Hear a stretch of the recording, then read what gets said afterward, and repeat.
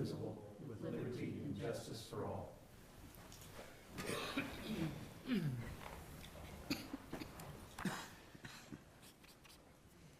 Turn it on. All right, I would entertain a motion to approve the agenda. So moved. Support. Motion and support. Roll call. Sorry, roll call. Crowner, Here. Newberry, Here. Lees, Here. Diaz, Here. Covert. Here. All right, I do have a motion and a second for approval of the agenda. All in favor signify by saying aye. Aye. All opposed? Motion carries. I'd also entertain a motion to approve the consent agenda. Motion to approve is presented. Second. Thank you. All in favor signify by saying aye. Aye. Opposed? Motion carries. We'll go on to our council and staff reports. Thank you, Your Honor. Oh, let's see. I don't know exactly what all it means, but I did put the definitions in the one of my recent updates. But I am officially an IFA housing ambassador, so I'll let you know more as I learn more. But it should have some early access to resources and information and sharing positive stories about housing in the community. So at present, I think I'm the only city individual that's on there, so it's on their website too. The Water Quality Initiative, I continue to get that finalized. I've got 2 to 3 more grants fall on Monday that I'll be making as well. We received another small local, $5,000 grant to go along with that with local funds to support that project. Housing Committee will be coming to each of the cities in the county. They'll be making a stop here as well. So look forward to that. I'll have some information in the weekly update as well, talking about some of the efforts that they've been working on. Chamber dinner is Friday at 5:30, and we have an 8-person table and 8 people attending, so we'll see you all there. Western theme, I'm not going to dress up, so feel free to do, feel free to ride your horse, Ringo. It's in Burlington, though. You may want to check with. I hit you post.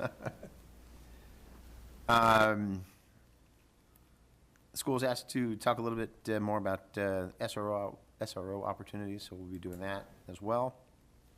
Housing survey, 151 responses as of today. So encourage you to get that out there till the end of the month. That'll be open for responses. So 151 as of today. DC dates were set at the Chamber, announced at the Chamber meeting this week, May 19th and 20th.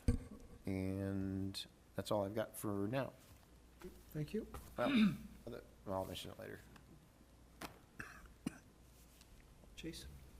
2 of the lines that we were going to get sewer lined, the one we found out that we're not going to be able to line, we're going to have to dig up because the breaks on both sides are too big to line through. So I think we're capable of doing one end, but the other end we are going to have to contract out. So I'm working with some different contractors trying to get a quote on how much that's going to be. And we also went with a different contractor for the sewer lining because of some communication we're having with the problems with the other people we started with. So I did a walkthrough with this new company, and they're supposed to be giving me a updated quote on what it'll be for them to line the one we originally had, and also another one that's 2 blocks down the road that we just found that has a pretty good sized hole and cracks going all the way down the line. So hopefully I'll have that back next week or the end of this week. And then we had a meeting with Snyder for Pat Klein water main, and looks like they're coming close to getting it done and designed so it can go out for this year. So that's all I have. Okay, thank you. Anything from police? Don't have anything tonight? No? Okay. I'm sure we'll hear from finance here before going along. Anything from housing, Greg? Building? No, not tonight. Thank you. Well, then I'll go to council. Kathy? Nothing tonight, thank you. Patrice? Ringo and I, we went and visited the Des Moines County Humane Society. Was that a week ago Monday? Yes. Yep. And we talked with them about their chips, but I can't remember the name. He took accurate notes. I just asked the questions, and he was my good secretary. And it sounds like the chips that they have will, is comparable that I can add. My two girls have a chip with AKC Reunite, and then the other one has one with At Home. And they can take the numbers from those chips and add it to the one that they have, so that it's registered here. And then she said they were able to also put in a rabies vaccination that would be on the scanner on the tag of the dog. Okay.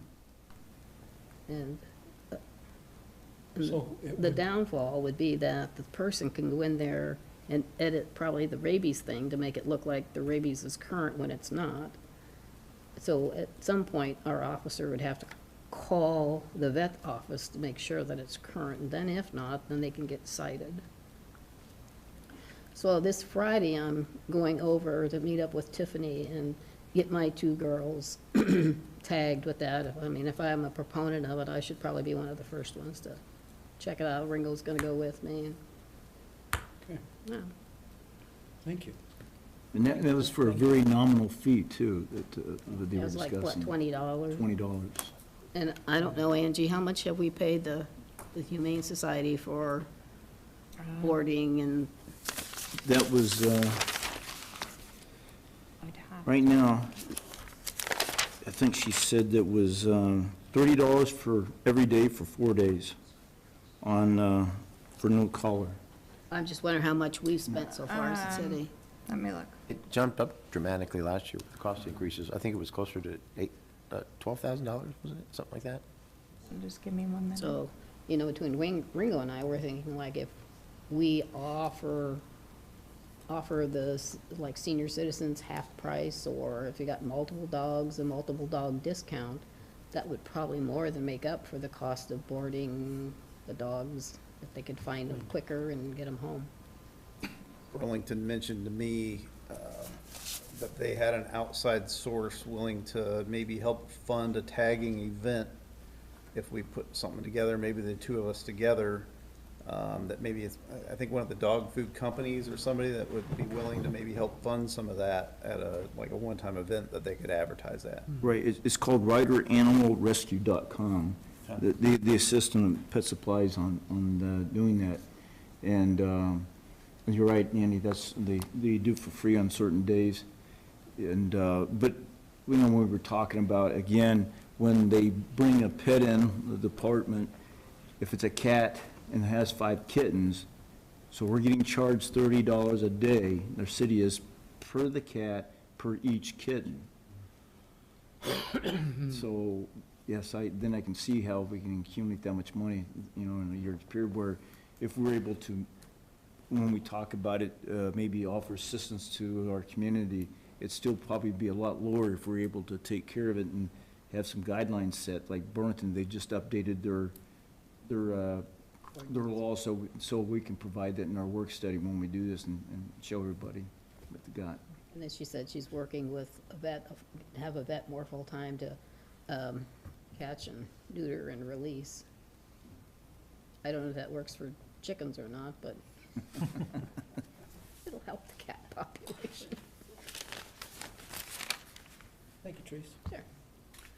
Mr. Crowner?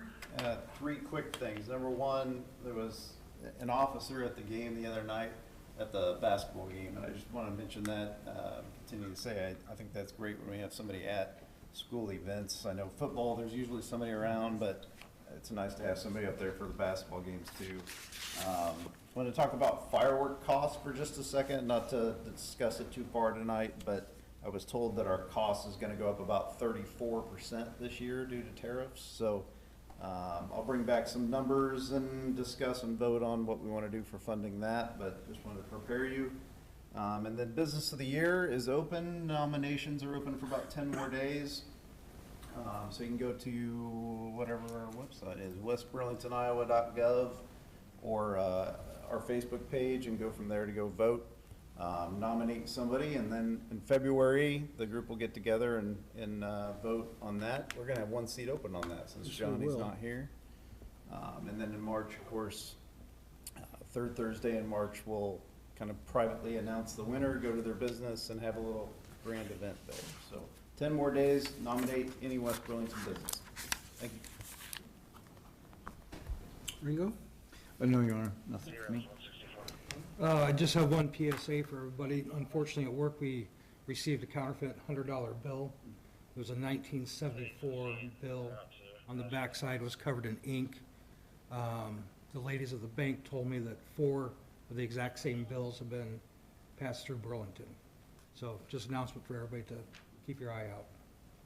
Thank you. I want to reiterate the idea of the survey, and there are places around where you can use our little QR code and go in. It's pretty fast. I thought it didn't take me very long to answer those, so I recommend that for any of our citizens to go in and do that survey.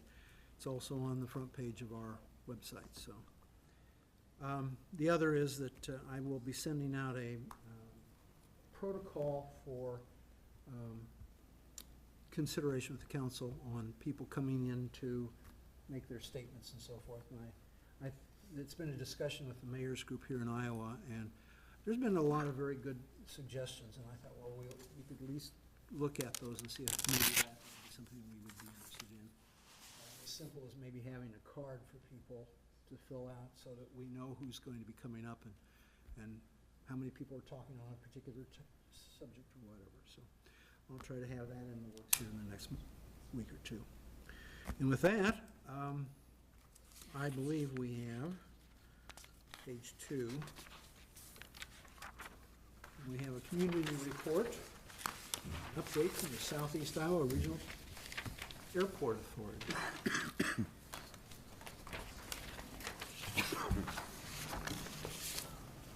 Good evening, everyone. Hi. First off, I just want to thank you for your ongoing support for the airport. Without some of these funds, it's hard to make some of the ends meet when we run into a snag with a maintenance problem, or maybe it's something we haven't thought about, that like the snow removal, maybe we needed more guys out there to help at certain times. But anyway, I just want to kind of cover the fact that, well, we got Hans here, of course, in support, and he's great. He does a great job for us on the board. So, the use of the airport, we see a lot of businesses, people traveling for business. We see a lot of vacationers go, and one of the things that we really have noticed with this particular airline, we now have the ramp, and we have seen a lot more, maybe those that are challenged with, from a wheelchair to a walker, cane, that are able to get on this plane now. It's interesting. A lot of times I'll look out the window when they get ready to board and just kind of monitor how many of those are going on, and you'd be surprised that probably during the week we see anywhere from, I would say, 10 to 12 people that would never have been able to get on the plane, on one of the smaller ones. So that's been a really good choice. So we see several business jets coming in every week still. January's a little slower, but for the most part, a lot of travelers from anything from hunters that come in to businesses that come in. Coke comes in now with their jets. Beck Seeds, they're using it. They come in and haul out the farmers out east for a dinner or whatever they do. But the commercial service is now able, like I said, to create those ADA needs. The continued services that are provided are charter services. The flight training, they're still doing flight training, fuel sales, aircraft sales, air medical, air ambulance, we'll see that now and then. Aircraft maintenance and military aircraft come in there, so there's a wide variety of uses for that airport. When the commercial airline took over on July 1st, we are on pace for pre-COVID numbers again. We're getting up there. Not quite there, but they've only been here 6 months, so I'm anxious to see a full year's service of what they can do. So from that, the employments have increased, which equates to more entitlement money to make improvements at the airport. 2023, 391,648 was the number given off of our employments. That was the dollars. 2024, it went down a little bit, 372,482. 2025, we are on pace for $464,000, which is great. At the pace that we're going with the growth, very easily could get that into the 600 to 700,000 maybe next year. So Avis, we've increased their presence by 25 vehicles versus 18. People rent cars all the time there. And some of them are just to take a trip. They don't want to take their own car. So it's not always the airport or passengers that are renting these cars from them. We've increased their concessions from 7% to 9%. The charts show an increase in the passengers served, but we have a decrease in operations. But it's explainable because the last 6 months, going from 24 flights a week down to 12 flights a week. So that was a total of 312 less operations just because of that. But yet our employment numbers went up. And I mean, that's encouraging, that if we went from 2 hubs that we were flying to, went down half the flights, but our employments grew. So I feel like we made the right decision in doing what we did. One of the things that we've been busy making improvements on the airside needs, and so we've gotten that down to where the biggest need that will be out there in the future is runway 1230. That runway, the pavement is still in good enough shape. It's probably going to be 10 to 12 years before there'll be any need for even looking to reconstruct it. But we've met, like I said, most of the airside needs now. We just finished a taxiway A and B East and C and D lighting project. So those are all LEDs across the airfield except for 1230, which will be done whenever they reconstruct it. The solar that was installed, and you can see on that graph, that's been a blessing, just watching that number go down. It's just amazing, the dollars. We tied everything in except the sign that's out front, and that'll be done with the entrance road.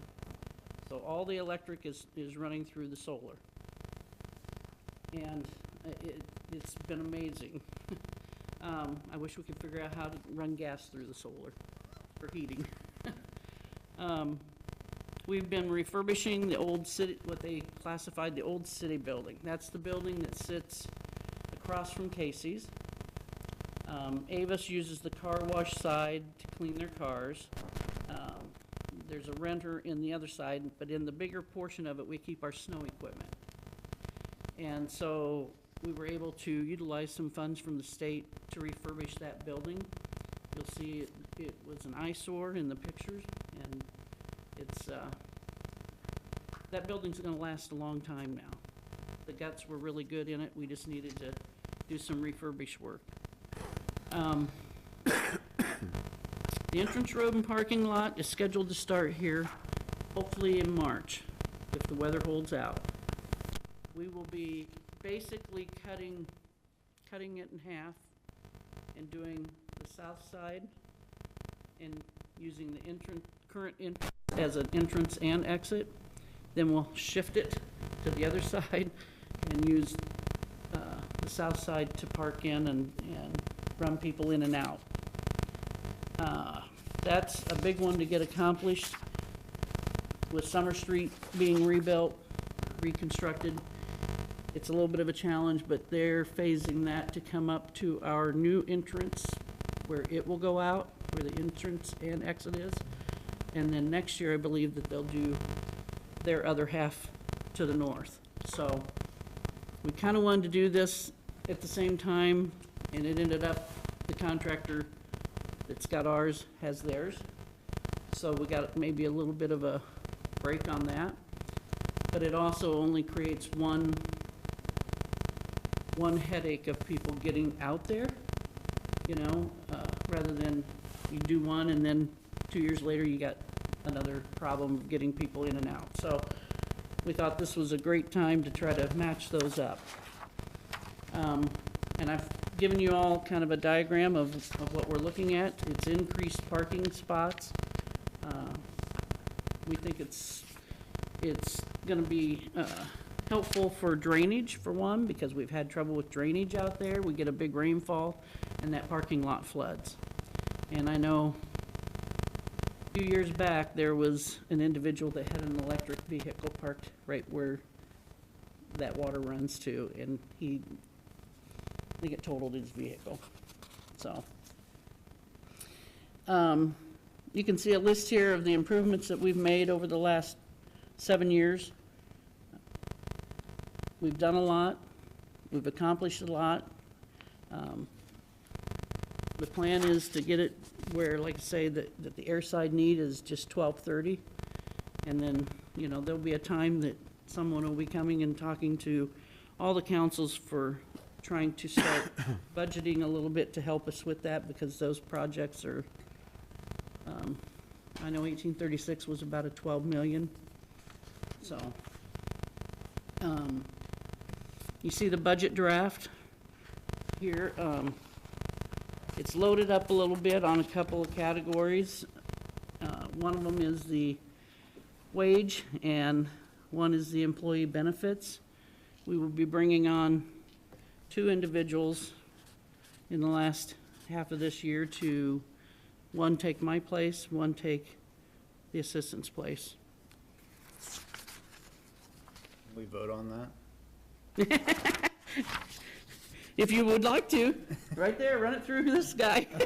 The reason that is we want Sarah to stick around for an extra 6 months to train the next person. I was saying we vote and don't let her go. That's said so far. Yeah. Well, there comes a time. But anyway, so you'll see the 5-year plan laid out, and, probably one of the bigger expenses, there's 2 other bigger expenses that we'll be doing and trying to work toward. One is a master plan that we need to get in place again now, have it reworked, and the other one is maybe doing crack fill and paint on 1230 to try to help keep it together, for maybe even getting it up to a 15-year before we have to do anything with it. So anyway, any questions you guys might have? Sir, how long have you been doing it now? Well, I've been there 8 years. Mhm. Been doing this for 6 years. Ever since Mary retired. Yeah. Thank you. Well, You might not know what those numbers are, 1830 and 18. Oh.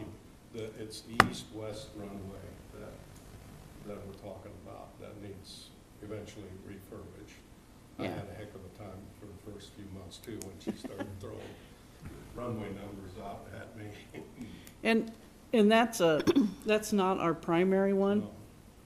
So 1836 is your primary, and that's the one that's got the ILS guidance system for the jets and stuff to use, but everything's trying to get it in pretty good shape before I take off, but any other questions? I just wanted to make one comment. I don't know all the ins and outs of our airport. I've used it a few times, but I'm not deep into these numbers. But I just want to say for running a local regional airport for about $500,000 a year, that's pretty impressive. So Yeah. it seems like you keep a pretty tight budget, and I appreciate that. Thank you. We do try, and Ethan, he's my right-hand person, and he's always looking to see what he can do versus if we'd have to go outside to get it or parts, so. Anyway, Thank you. you're welcome, And we appreciate your support, that's for sure. absolutely. And, 'cause when we're talking EAS, Essential Air Service, I think as long as there's politicians in Washington that need to get home to places like Montana or Idaho, we're gonna have Essential Air Service. Because there's no trains that go that way. Yeah. Okay, thank you. Thank you, Sarah.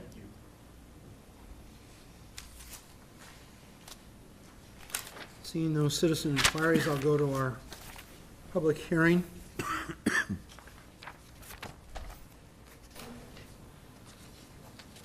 Do I need a motion for that? I officially open up a public hearing on this then. Seeing no one to speak on our January 2026 Urban Renewal Plan Amendment, I will close the public hearing at this point. All right, we'll go to number one, which is a budget presentation for the fiscal year 2026, 2027. Thank you, Your Honor. I'm going to try to get through this, and otherwise Angie's going to jump in too. We'll make it quick tonight. Angie's got your budget book sitting over here. You'll have about 2 weeks to kind of comb through those. There will likely be a few tweaks between now and then, but you'll have a little extra time this year to comb through the budget books.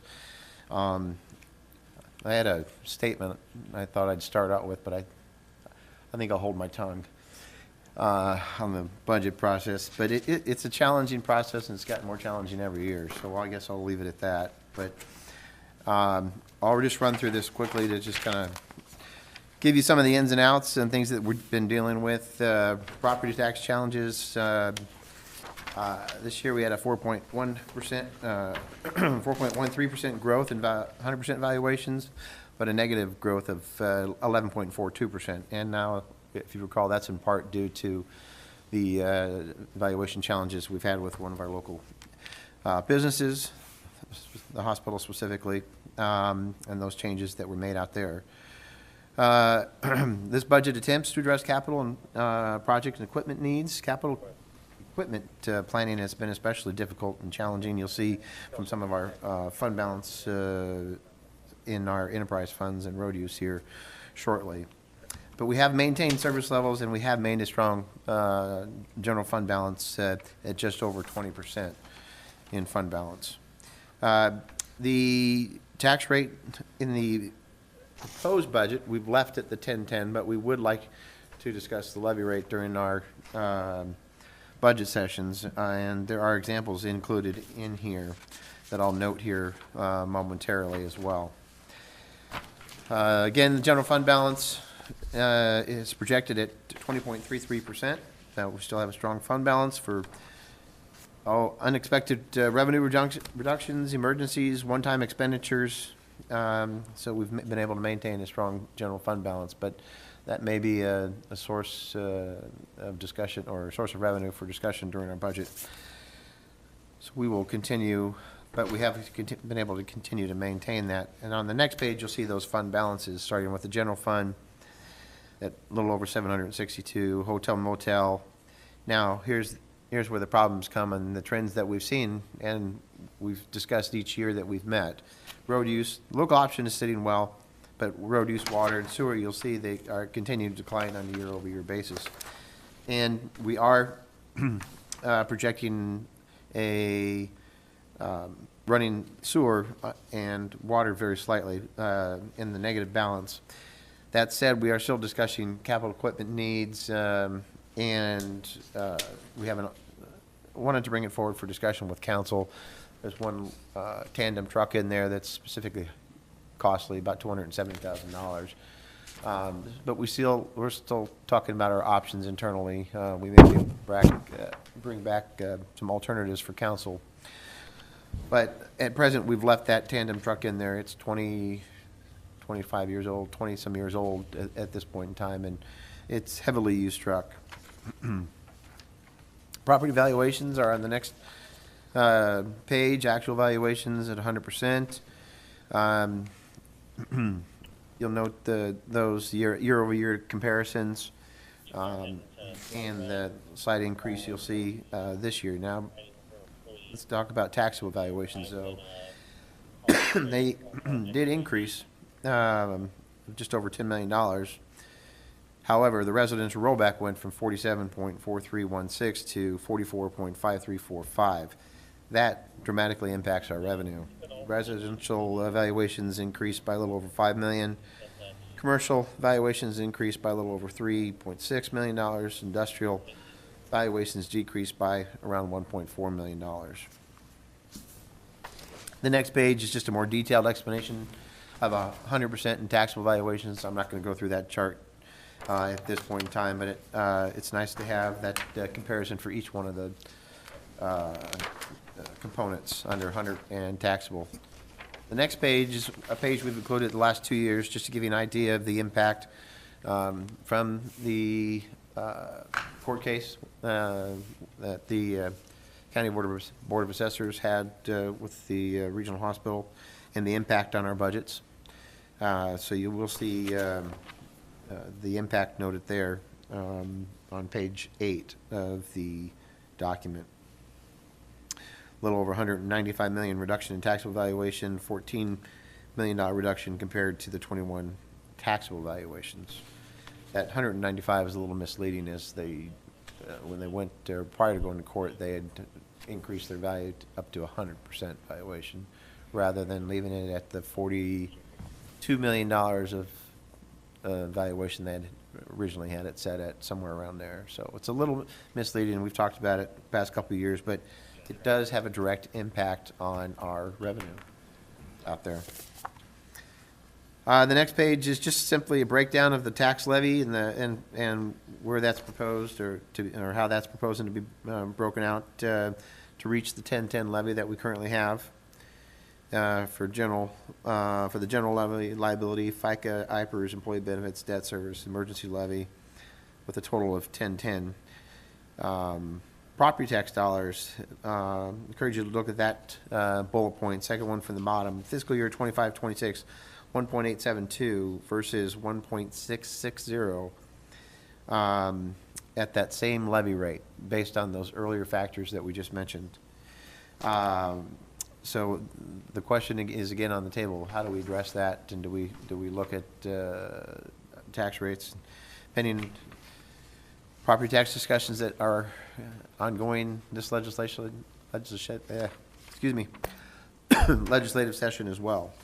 So, budget challenges again, pretty similar. Some of these are, and continue. We were waiting on Department of Management to release calculations, and they just released them today. And did you have those with you by any chance? Otherwise, we'll hand them out have those ready for you. But again, it's a declining scale.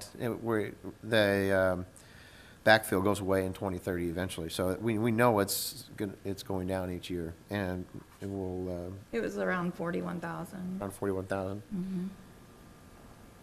But we were expecting it to decrease each year till 2030. The rollback comparisons for each fiscal year is on the next page, just to give you a side-by-side look at those for ag, commercial, industrial, railroad, residential, as well.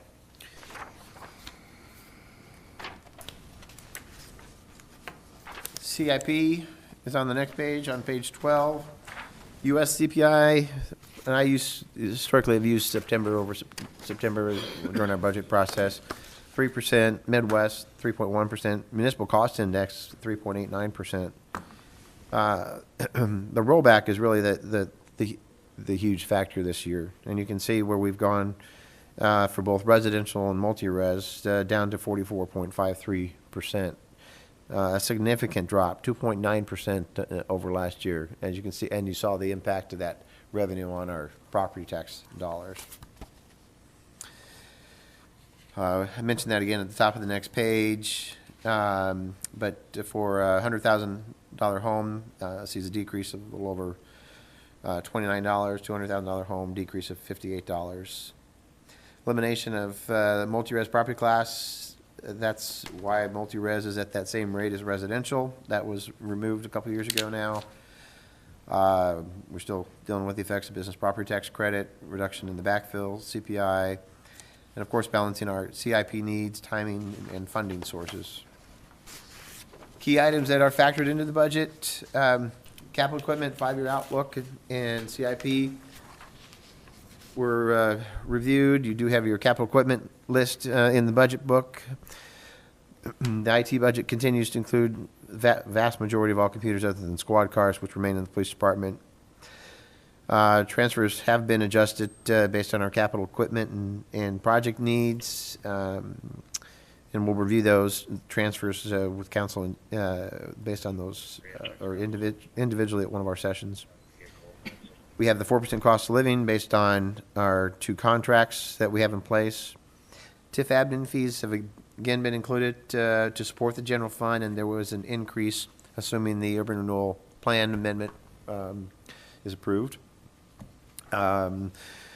Excuse me, that goes up each year to support economic development and to support the general fund.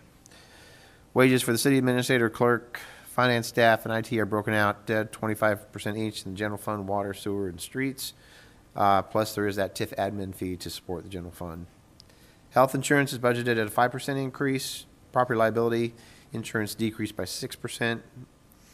Work comp rates should be equally well. They remain low at 0.71%, 0.71 is the factor, I believe. 0.71, 0.72, but that's, I can't get much lower. 0.70, I think, is the lowest. We have not made any changes at this time. If we want to get the pool committee back together, we certainly can, but we have not made any changes in pool or garbage rates. Recycling rates have been adjusted by 10 cents to factor in our those net increases that are passed through. Water rate, we're looking at a 5% rate adjustment. Sewer rates are noted in there and are proposed from $13.50 to $17.50. And the next page has a more detailed summary of that. And the main purpose of that is to meet our SRF requirements and the 10% requirement.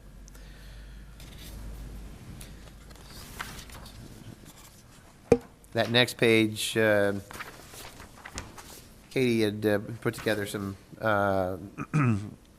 examples for us with our goal of meeting those SRF requirements and not having to see that finding each year as well, and to, hopefully get that addressed going forward. So that is included in there, and we can review that in more detail when we get to sewer if you'd like, but I encourage you to take a look at it, and we do need to meet those state requirements with SRF. If you recall, and I haven't talked about the TIF GEO bond that we've been talking about for some time now. I have a call next week with Maggie Berger with Spear Financial. Next time we do an SRF, the intent was to utilize that with the franchise fee to help pay for the Force Spain project, but to do a GEO SRF and not have to put that on our rates because it would be paid for as franchise fees. So that will help mitigate future increases in these rates. So just want to remind council of that as well. On the next page, page 17, property tax examples, we've included the year-over-year comparisons for the $100,000 and $200,000 home. I did ask Angie to include just a few sample rates in there, but more to show you that that $260,000 shortage, we don't even make that up at $10.30. If we were to go even that high, this year, a $200,000 home would be paying $958.12. If we raised rates by 20 cents, they'd still only be paying $917 based on the factors that we've talked about so far, less than they're paying this year. It's surprising how much it would actually take in order to secure that same revenue, and we've got that on the next page. Well,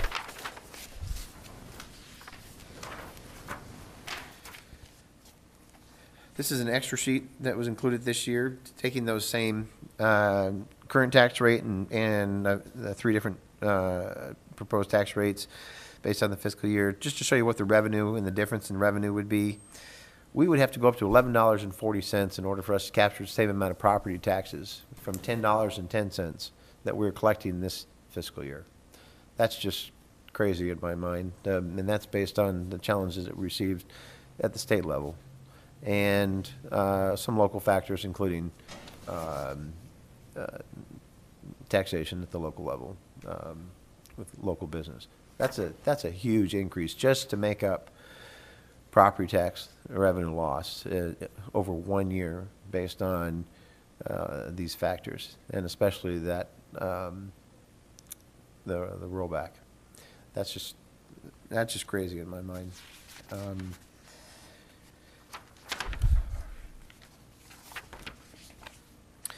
Proposed budget is balanced, other than, as noted earlier, with water and sewer. We do have a few ideas there for discussion. Capital projects, we've got the force main design, proposed agency street trail design, along with 3 intersection improvements, seal coating and HMA crack, filling, water main replacement, and amendments that could address any successful grants, stormwater, sanitary sewer, trails, etc. Angie has updated our TIF spreadsheet as well. I'm not sure if that's in the budget book, but we'll use that as a handout as well. After this year, where we've collected the additional TIF to kind of refill our coffers to where they were by not receiving the TIF that we were supposed to receive over 2 years, and we did that in 1 year, we'll have a fund balance that will be able to help with some of these capital projects in there. Not the capital projects that we've talked about doing in the GO TIF bond, but some of the other projects that we've talked about getting done. And we'll go into more detail on those capital projects. Challenging to maintain existing service levels to the community and positioning the city to meet new challenges. Hard pressed to address capital project, but more, and probably more specific, capital equipment needs without borrowing. So I'll have more information. I've handed out that last spreadsheet that I updated on capital projects. We may want to look at rescoring that with the new council as well. And if you recall, that's roughly, if we continue that TIF-GO bond at $600,000 payment on an annual basis, we'd be able to capture about $4.3 million for capital projects that we've discussed. That said, that would have essentially no impact because we'd be carrying that same $600,000 debt over going forward. We've been averaging about $800,000 in debt on an annual basis versus the 1.8 and change that we had to collect this year to make up for the funds that were not collected properly by other entities. Future challenges, again, main thing will be property tax legislation. It's all over the news, and there are several proposals out there. So we'll continue to monitor those, share information as we receive it. Discussion items, the levy rate, water and sewer rates, the GO TIF bond specifically. And then the next pages are really just supplemental information, just tools to give you an idea of city funding and expenditures and how they're broken out. We've got the dollar bill that we like to use to show how your dollar bill or how your city dollar is being spent on there as well. A breakout of general fund revenues by source, and then some additional supplemental information, franchise fees as well, and revenue. We will have, our plan is to break that out over 2 years. That's a substantial design, but I'll be meeting Friday with Snyder as well. I'm going to get their take on that, as well as a few other items as well. That is probably close to an $8 million project, and a substantial design fee that goes with that. Projects are listed on page 24, and some items that we may want to consider moving forward. But again, a lot of that will go based on our discussion on the 5th GO bond. We do have, which includes funding for the Mount Pleasant Street project phase 3 and 4, which is 2027, I believe. We have $1.3 million in STBG funds set aside for that. Excuse me. Just a few additional thoughts on projects and borrowing. 2017 TIF GO bond is paid off. 2022 GO bond is paid off. In 2032, there does still appear to be a small balance in there as well that may be able to be used. I need to discuss with Maggie Berger a little bit more in detail, or our bond counsel. The TIF-GO debt, the plan would be to try to do that in this next calendar year, ideally, and just simply pay that first year on the interest rather than on the principal, and that's what the city did last time as well. That would allow us to get started a little bit earlier. That would come from a different source. And that last one I already mentioned with the GO funding with the SRF to keep our costs down and not have to increase sewer rates related to the SRF as it relates to the Force Main project. Our next meeting is on February 4th from 8 a.m. to 5 p.m. in City Council chambers.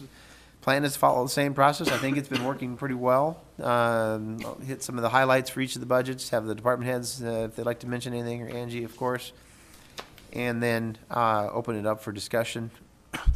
If there are discussion items that council would like to have, that there's, we've said a majority of council, if there's 3 council members that'd like to put on that tally sheet or whatever you'd like to call it, we'll come back to that at the end of the budget process and review those things that are discussion items. Helps us to get through the budget quicker, and then we'll come back, revisit those items, and get council input. If there's more information that you need to make decisions on those items, we'll certainly bring those back. But that's the plan going forward, and you've got a little extra time between now and then to kind of dive in, see what we've done so far, and I do expect a couple changes as we approach the 4th, and certainly during the process as well, and discussion with the mayor and council. So I do appreciate everyone's work, and especially Angie's of late, getting this pulled together. I think it's probably been our most challenging budget cycle in several years, and I don't expect it to get much easier in the near future. So I think there's some things that we can do to put ourselves in a better position going forward. So I look forward to the discussion. Did you change the times then? Because I have on the 4th, the budget work session from 9 to 4. You changed it to 8 to 5, or on that My little? PowerPoint says 8 a.m. to 5. It could be 9 to 4. I think it's in- blocked off in the calendar from 8 to 5, that's why. I think it's right here. 9 to 4. I'll see you at I'm just trying to 9. get you up a little early. Yeah, I did that. I do have to say, I was very impressed with Councilwoman Lee's this week. She made a 7:30 a.m. chamber meeting. So, very impressed. I just want to thank the department heads before we start all this, because I know it's a tough go on budget time. And the department heads and the staff, I know they work very hard, particularly when I was an employee. I know it was always a topic when I was in the police department, working on the budget, what we can do, and the chief was trying to figure out ideas and what you need and how to save money, and I know that everybody works hard on it. And again, I want to thank Angie before this all starts, because she has to dummy down things for me once in a while, and always going back and crunching numbers and going back, and it seems like a repeat. I know it's a struggle to work with it all the time during this whole next few months, but I want to say thanks before we start, because it does mean a lot. Appreciate that. It's been a challenge this year, more so than normal. Apologize for my cold. More so than normal. So, but we'll get together and we'll come up with a good plan. Thanks, everybody, for the hard work they've been putting in on this. I always talk to my friends about, this is the time of year that I always wonder how much your time you're going to spend trying to make something like this happen. So. We'll move on to our new business. We are considering a resolution to approve urban renewal plan amendment for the West Burlington urban renewal area. And entertain a motion. Motion approved. Support. Motion and support, thank you. Discussion on this? If there's any questions, I'm happy to answer. As you know, each time we add things, whether it be projects or TIF agreements, or we want to do something and pay for it out of tax increment financing, we need to update our urban renewal plan. And that's what we're doing here, is updating that urban renewal plan. And in there would be the new residential TIF agreement on Pennington. The workforce housing project will be in there, updating the administrative fees, things like that, making sure that the things that we have on our radar to do are in the plan. Not necessarily that they have to be done or have to be spent out of TIF, but if they are not in the plan, they cannot be spent from TIF. I'll call for a roll call then. Lees, Aye. Newberry, Aye. Covert, Aye. Crowner. Diaz, Aye. Motion carries, thank you. Number two, we'll consider a resolution setting a date of meeting at which it is proposed to approve a development agreement with Big and Pepper LLC, including annual appropriation tax increment payments.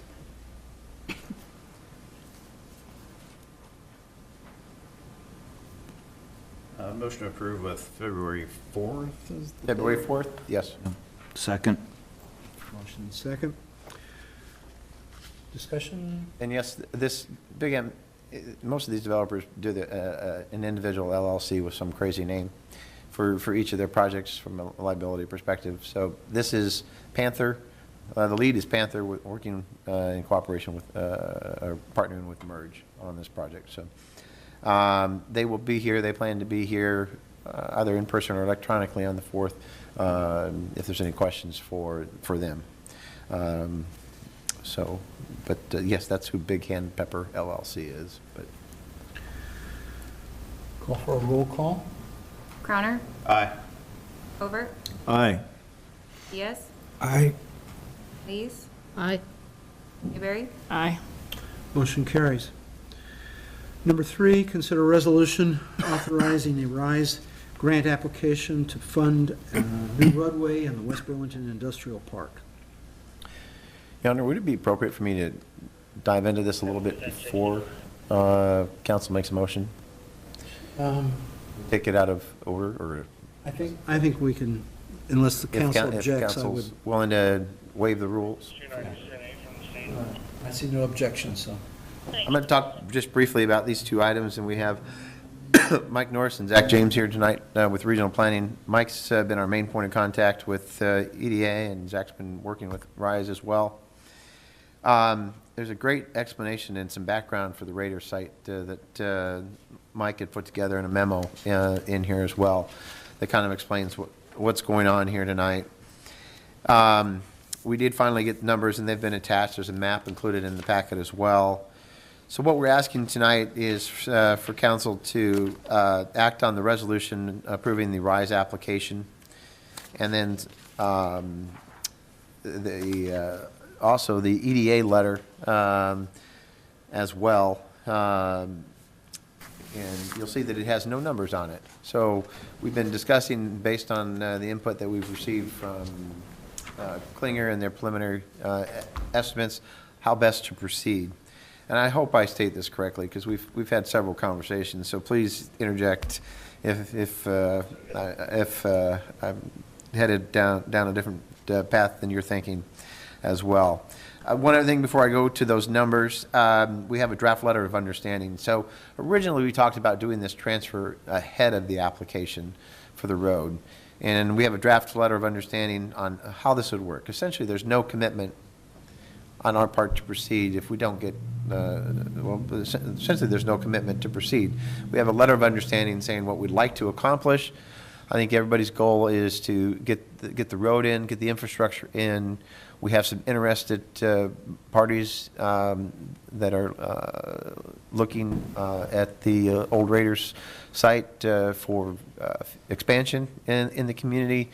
We have an opportunity now. We have a unique opportunity. We're in a unique position to also be able to apply for not only RISE funds but EDA funds, and to bring those to bear in our community for a couple reasons: disaster, the case closure, and a few other things that put us in a unique position to apply for funding now. But the goal is to apply for RISE and EDA funding, and to, I guess, see how those things shape out. The intent is not to have a local match. That said, we'll have to see how the grant awards come back. The RISE application doesn't have a dollar amount in it. That's simply a letter of support. The EDA letter does have numbers in this. Essentially, I think what we're looking to do is 50% RISE funding, 50% EDA funding, and in the city's share, putting in roughly 20%. Were we there on that 20%, or what number? I'm not sure if we have. I think the goal, as Greg said, is to minimize the city's match, and so our first effort will be to apply to RISE. February 1st, if the council approves that, and that's up to a 50% grant on the total cost estimate. So that total cost estimate is about $2.1 million. And that's with contingency, that's with engineering, admin, that's Everything. You know how engineering estimates go. They throw everything in there. So the first task is to get 50% of that $2.1 million. And then after we submit the RISE, we'll submit the EDA grant. So both grants will kind of be in flux at the same time, but we'll hear from RISE before we hear from EDA. So it's likely that we'll have some kind of number adjustment between RISE and EDA. So maybe RISE comes in and they say, hey, $1 million's a little much for us. How's 750 sound? So then we'll take the balance and then put it into EDA. And meanwhile, we're still within each grant's match parameters. And so we'll try to keep balancing that until we can't. And at the time we can't, then we'll call Greg and say, okay, here's the situation, here's what the granting agencies are telling us. But we're well within each grant parameter to hopefully really minimize or have zero city match. That's kind of the whole effort we're trying to. But the EDA letter will require us to put some type of number in there. Now, the goal is to have RISE and EDA funds fund the project. If worst case scenario, they come back and say, we're not gonna fund $200,000 of it, and we have to, or whatever that amount is, and we have to have some further discussion. But the goal is to have RISE and EDA pay for the project. So, Since we have people online, and that's the only way to really pick you up, I'm sorry, but that's, it may be better to have that second paragraph say, you know, at least for our purposes tonight, than have it say the 50 to up to 80% for EDA, not just the 50%, depending on how RISE comes back. It's probably safer, the EDA letter is about giving a placeholder match until the RISE is approved. Because when we apply to EDA, they have to know something. And so we don't know about RISE, but we can know city side. So it's probably the safest play to match the first number in the EDA letter to the RISE, the maximum RISE request. So 50 for RISE, 50 for EDA, and 20% placeholder for the city. So the placeholder for the city would be the RISE amount. And that would be the upper bound of it. So we're looking at $1,064,000 roughly at 50%. Correct. It would basically be the amount then for the EDA letter for both paragraphs. Yeah. Not that we're proposing that we spend $1,064,000 at the city level, but that our intent is to use RISE funds to offset and EDA funds to pay for the project. If we need to, we'll come back to council then. Well, we'll have to what the awards are. Right now, we're just in a unique position to get a lot more potential funding for this project than we've ever been in before. And we don't have the same issues with the 80-20 funding for opportunity that are tied to jobs, and with the requirement of having to pay that back, where we've seen those issues come before and we worked last time around. So we'd like to move forward tonight with the RISE application, move forward with the EDA application, see what it comes back at, and then bring that back to council, and hopefully with a very positive result, given where we stand with both case and disaster, county declarations for disaster. Puts us in a unique position to apply now. So, and that letter of understanding, I think, lays out between the three entities that are, 2 or 3 entities, but 2 entities, Greater Burlington and the city. You know, this is what our intent is. I put that together. Mike and Taylor both had feedback on that, and then we can finalize that. Anything else? There will be more conversation. If the council approves the application, there will be reviews from Iowa DOT, from US EDA. They're in Denver. And so we're in a 10-state region in Denver, so we're going to be competing with other applications. So there's going to be more communication coming back from this. Really, this is kind of the first step so that we can apply, go for the maximums, you know, try to make the best application we can, the most competitive ones. We'll get the feedback. We're hoping the feedback will be exactly as we want it. If it's not, I mean, we'll bring the feedback back, bring back the feedback either way. So this is the first step tonight. As Greg said, we're hoping to have the numbers a little bit earlier, but we got them yesterday around 4 o'clock. And so we've had a few conversations about how to lay this out, you know, for a win-win situation, not only for the city to minimize the cost, but also, you know, the main point is really to open up new opportunities for businesses to locate in West Burlington. As you saw from the background memo, it's just been a really underutilized piece of property for a long time. I think for the right businesses, it has an element of seclusion to it.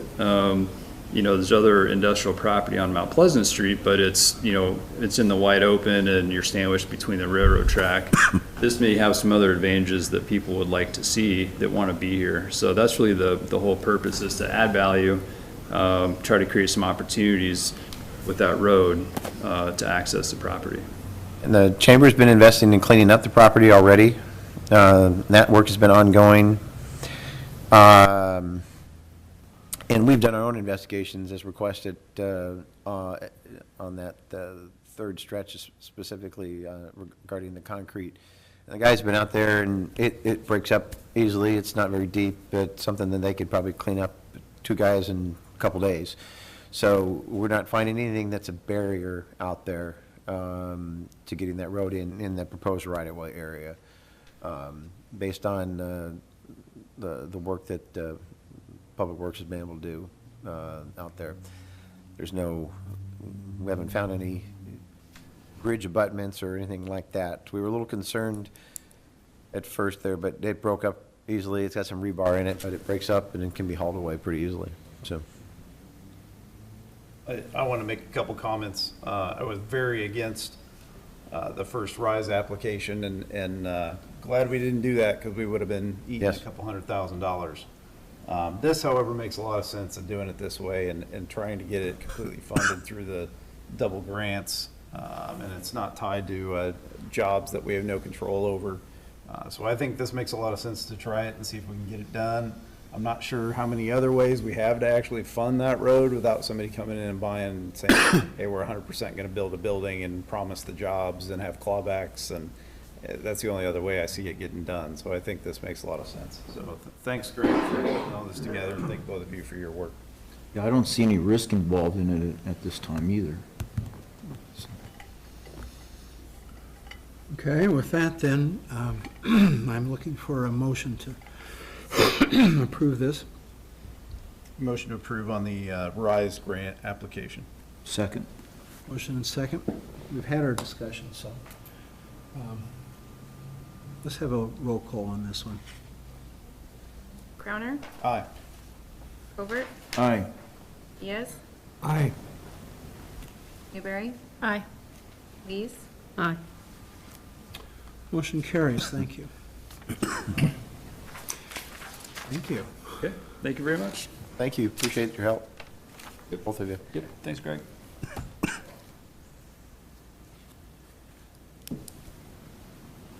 Okay, so that was the RISE grant, right? So we Yes. need to go to the next one, which is the EDA grant. Consider applying for an Economic Development Association grant and pledging a local match for the West Burlington Gear Avenue Access Project. So each of those paragraphs would be $1,064,000. So moved with that amendment. Second? Motion and second. Roll call, please. Crowner, Aye. Covert, Aye. Newberry, Aye. Lees, Aye. Diaz, Aye. Motion carries, thank you. Number 5, consider an ordinance amending Section 5.02 of the city code pertaining to bond requirements for public officers. Motion to approve. Support. Motion and support. Discussion? I think it's important to say, as we go through like 20 changes here, that a lot of this is just state code changing things. and- All of it is state code. None of this is brought forward by us. This is all state code changes that are required, Yeah, if you're listening from home, there's a whole lot of changes, but it's just a couple words here and there. minimal. But it matches state language, and we have to do that, so. Correct. Okay. Roll call. Have I had a motion on this? I've lost track. Okay. Roll call, please. Lees, Aye. Crowner, Aye. Covert, Aye. Diaz, Aye. Newberry, Aye. Motion carries. We'll go to number 6, which is considering an ordinance amending section 5.06 of the city code pertaining to electronic meetings. Motion to approve. Support. Motion and support. Seeing no discussion. Roll call, please. Crowner, Aye. Newberry, Aye. Lees, Aye. Covert, Aye. Diaz, Aye. Motion carries. Number 7, consider an ordinance amending Section 5.07 of the city code related to the compensation of officers. So moved. Second. Motion and second. Roll call, please. Lees, Aye. Covert, Aye. Newberry, Aye. Crowner, Aye. Diaz, Aye. Motion carries. Number 8, consider an ordinance amending Section 7.05, subsection 4 and subsection 6 of the city code related to fiscal management. So moved. Support. Motion and support. No discussion. All in favor? Oops, roll call. Crowner, Aye. Lees, Aye. Covert, Aye. Newberry, Aye. Diaz, Aye. Motion carries. Number 9, consider an ordinance amending Section 18.03 of the city code related to publication requirements. So moved. Second. Motion and second. No discussion. Roll call, please. Lees, Aye. Covert, Aye. Diaz, Aye. Crowner, Aye. Newberry, Aye. Motion carries. Number 10, consider an ordinance amending Section 45.15 of the city code related to fire department authority. Motion to approve. Second. Motion and second. No discussion. Roll call, please. Crowner, Aye. Covert, Aye. Lees, Aye. Diaz, Aye. Newberry, Aye. Motion carries.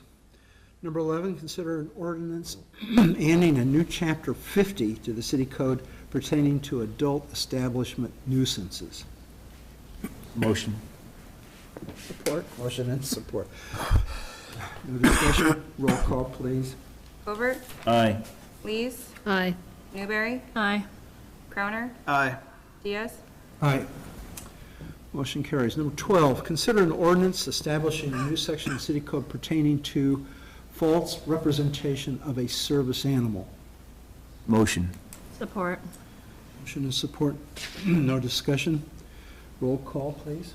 Covert, Aye. Newberry, Aye. Diaz, Aye. Lees, Aye. Crowner, Aye. Motion carries. Number 13, consider an ordinance amending section 70.02.000 related to pedestrian in the right-of-way. Motion to approve. Second. Motion and second. No discussion. Roll call, please. Crowner, Aye. Covert, Aye. Diaz, Aye. Newberry, Aye. Lees, Aye. Motion carries.